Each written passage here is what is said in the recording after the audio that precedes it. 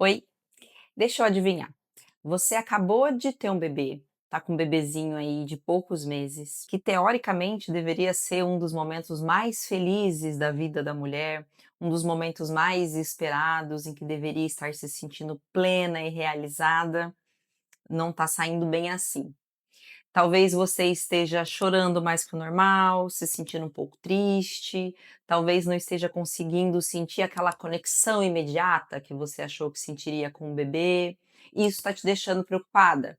Muitas mulheres se questionam: será que isso é normal? Será que eu tô com depressão? Ou será que isso é o famoso baby blues por conta dos hormônios? Nesse vídeo eu vou explicar o que é normal, o que não é normal, o que é esperado, o que não é, as diferenças entre o baby blues e um transtorno de depressão e o que fazer nesse período, como atravessar o pós-parto de uma maneira mais leve, como enfrentar esses desafios no puerpério.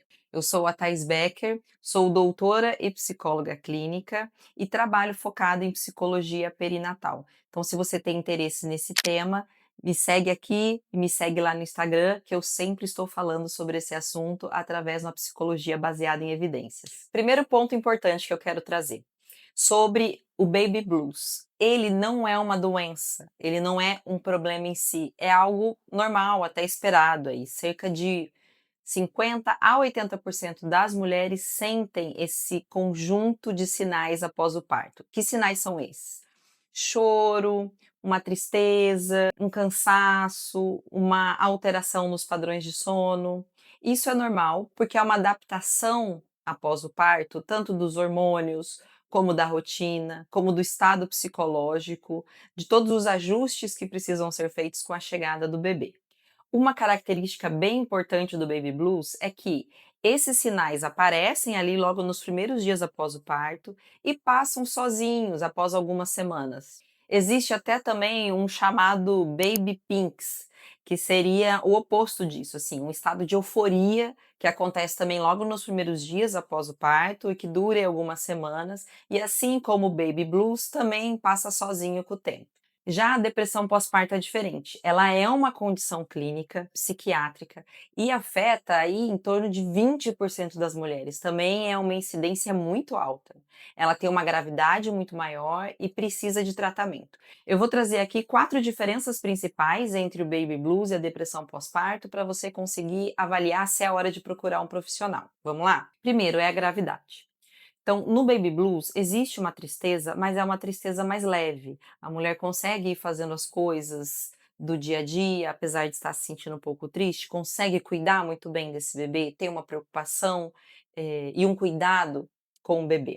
Na depressão pós-parto, isso é muito mais grave, então a tristeza é muito mais profunda, chegando ao ponto de afetar a capacidade da mãe de ter os cuidados adequados com o bebê. Então, a profundidade e a gravidade é um ponto importante para ser olhado. Uma segunda diferença é a duração. Então, enquanto o baby blues começa ali nos primeiros dias após o parto e pode durar algumas semanas, então até umas 4 semanas, ele vai passando sozinho, assim, depois desse período. Já a depressão pós-parto, não. Ela pode começar a qualquer momento dentro desse primeiro ano pós-parto. Então, se nos primeiros 2 meses, por exemplo, a mulher estava ali relativamente bem, aparentemente estava só com baby blues e passou naquelas primeiras semanas, e lá no 6º mês ela começa a entrar numa depressão mais profunda, isso ainda é considerado depressão pós-parto e ela não passa sozinho. Aí a gente vai entrar num terceiro ponto de diferença. O baby blues, ele passa, ele vai passando, a vida vai se reorganizando ali, a mulher vai se ajustando a esse novo cenário e vai voltando a se sentir bem. Na depressão pós-parto, não. Ela precisa de tratamento. Sem tratamento, ela não passa, porque é uma condição clínica e precisa de um acompanhamento profissional, com psicólogo especializado e ou com um psiquiatra. Então aqui eu já vou entrando na quarta diferença, que é essa necessidade de uma avaliação e de um acompanhamento profissional por um psicólogo especializado, talvez também por um psiquiatra, para acompanhar e para diagnosticar a depressão pós-parto. No baby blues, isso não é necessário, porque com o tempo ele vai passando sozinho. Então, esses sinais, esses sintomas, essas diferenças que eu estou trazendo aqui, elas têm a função de te ajudar a fazer um filtro de quando talvez seria um bom momento de procurar ajuda profissional, e é esse profissional que vai fazer o diagnóstico correto e encaminhar para um bom tratamento. Tá bom, Thaís, agora que eu já sei a diferença, baby blues, depressão pós-parto, mas o que que eu faço, né? Como é que eu atravesso esse período de uma maneira mais leve? Então eu vou trazer aqui algumas diretrizes que são cientificamente validadas como estratégias práticas que realmente ajudam a equilibrar o humor, a atravessar esse período da forma mais leve possível. A primeira é rede de apoio. Então, assim, todas as pesquisas elas são unânimes em afirmar que quando se há uma boa rede de apoio, a saúde mental da mãe e, consequentemente, do bebê, que é muito afetada pela saúde mental da mãe, ela é preservada. Então, se você tem essa possibilidade de receber ajuda, de ter esse suporte, aceite.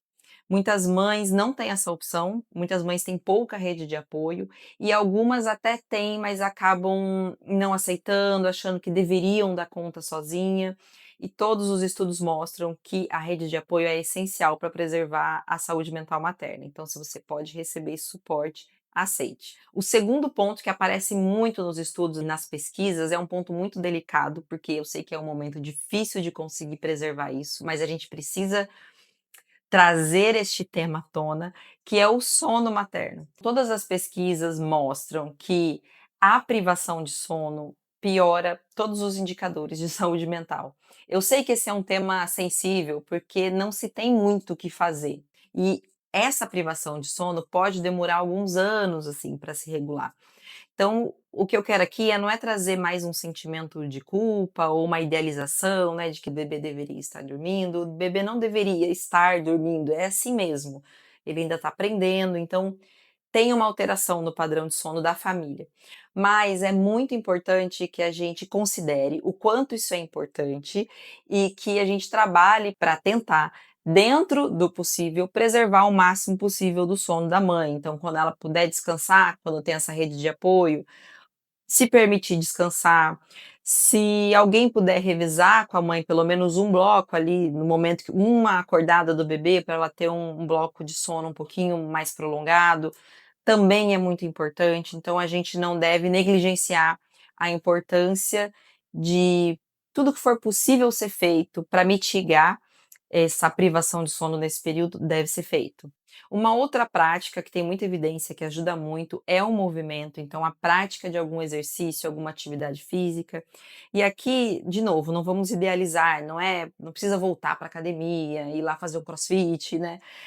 Às vezes não tem tempo, mas fazer uma caminhada, sair mais com o bebê num carrinho ou num sling para poder caminhar, se alongar um pouquinho durante o dia, preservar, garantir que vai ter esse momento de exercício dentro do possível, e por isso que a rede de apoio é tão importante, tá vendo? Porque ela possibilita que a mãe consiga fazer essas pequenas ações para preservar a sua saúde mental. E um outro fator que também aparece nos estudos que ajuda muito é esse suporte entre pares, é esse suporte com outras mulheres, outras mães que estão passando pelo mesmo período, essa troca de experiências, poder desabafar com alguém que está sentindo algo muito parecido com o que você, que está vivendo algo muito parecido com o que você. Então, grupos de apoio mediados por profissionais costumam ser muito bacanas também nesse sentido. A mensagem que eu quero trazer é que é normal não se sentir plenamente feliz, não se sentir completa, não se sentir totalmente realizada nesse período pós-parto. Se você está se sentindo um pouco triste, se você chora um pouco, é um período de adaptação, é um momento psicológico complexo, não tem nada de errado com você sentir assim. Com o tempo isso vai se ajustando, você vai se vinculando com o bebê. É muito importante trazer um conceito de autocompaixão, de você ser compreensiva e compassiva consigo mesma nesse período. Mas se você sentir que esses sinais, esses sintomas estão se aprofundando, não estão passando sozinhos, estão ficando mais graves, procure ajuda, procure um profissional capacitado para ser bem avaliada e receber o cuidado que você precisa, que você merece, que seu bebê também merece. Se você quer saber mais sobre esse assunto, se inscreva aqui nesse canal, que eu vou trazer mais vídeos sobre psicologia perinatal. Me siga no Instagram, porque lá eu consigo trazer conteúdos de uma forma mais frequente. Se você é profissional da psicologia também, em breve eu vou lançar aí uma novidade para os profissionais de psicologia em psicologia perinatal, então me acompanhe lá pelo Instagram. Qualquer coisa, só mandar uma mensagem aqui embaixo que eu respondo. Beijo!